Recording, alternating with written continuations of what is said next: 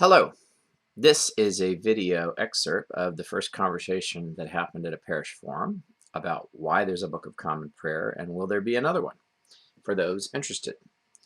So the time when churches were reformed in the West, all churches, including the Roman Catholic Church, the only church that came up with the idea of putting everything under one cover that you need to understand what it means to be the church at worship was the English church. So why was that?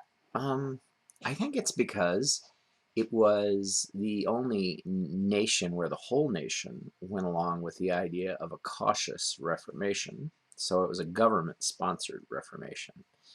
And they saw what was happening on the continent, and they really wanted to create something that would create unity by also allowing people who saw things somewhat differently to use the same book.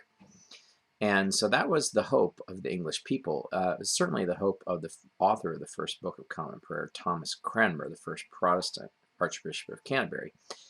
And so that's why there is a prayer book. And you may be interested to know that before coming out with the prayer book, they came out with various pieces of the puzzle, trial use, that were very important to them, the most important of which was publishing a Bible in English that people could read from and understand. Now, before the printing press, the cost of a Bible would be like the cost of a fancy SUV today, so most people didn't own one. And it wasn't available in English, so even if there was one at the church, most people couldn't understand what was being said. So the idea that everybody should have access to the Bible was revolutionary and also depended on this new technology called the printing press. And so the first thing they did was print the Great Bible, it was called, in English. And they also printed other pieces of what became the Book of Common Prayer. And then in 1549, Parliament passed what was called the Act of Uniformity that would use the first full Book of Common Prayer in English.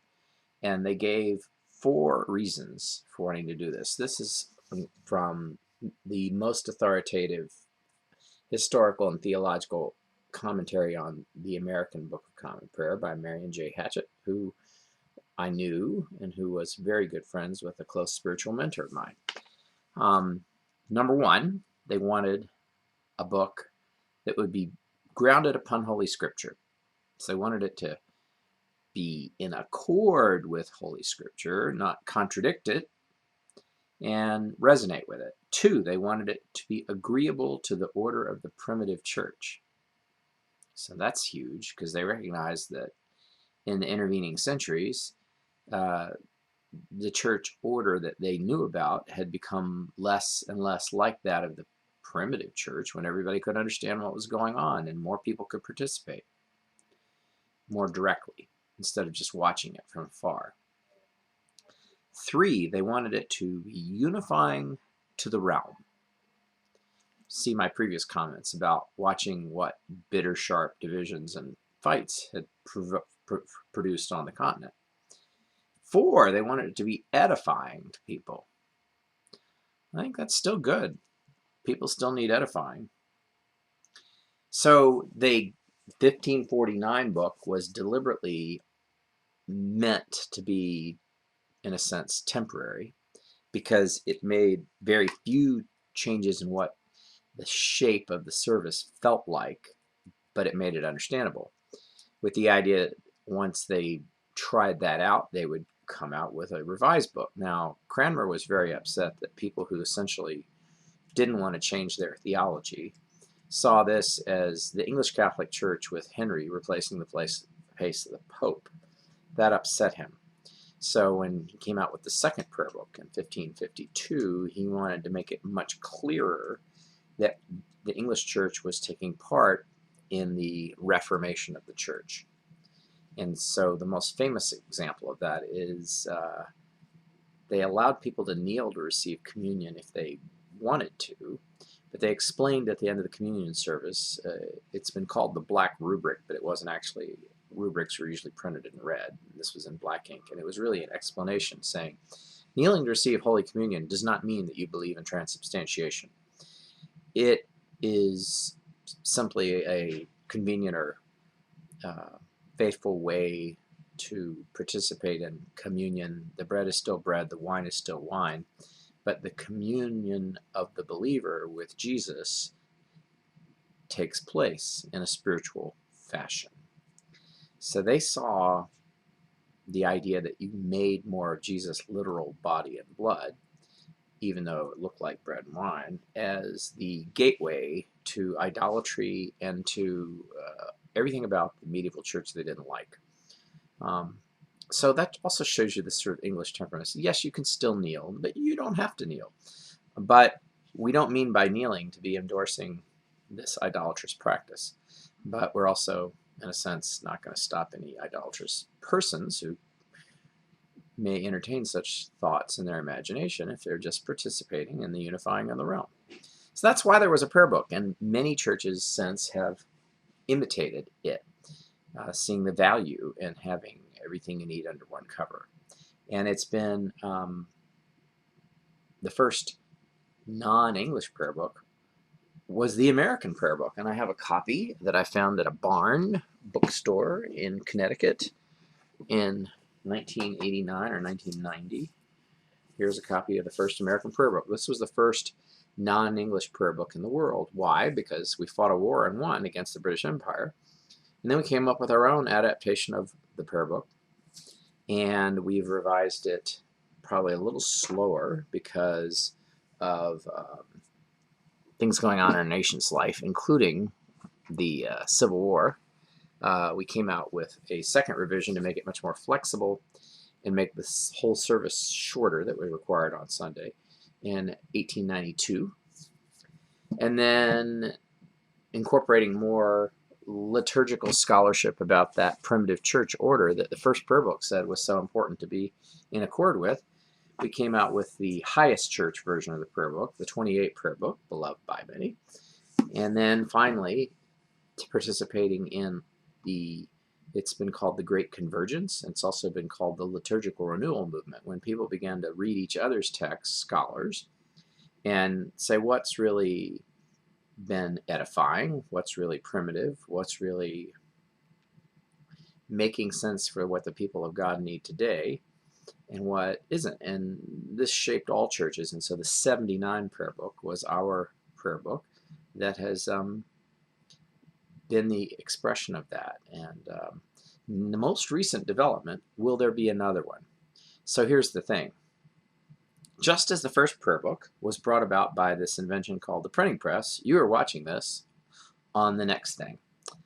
Video on the interweb or the internet.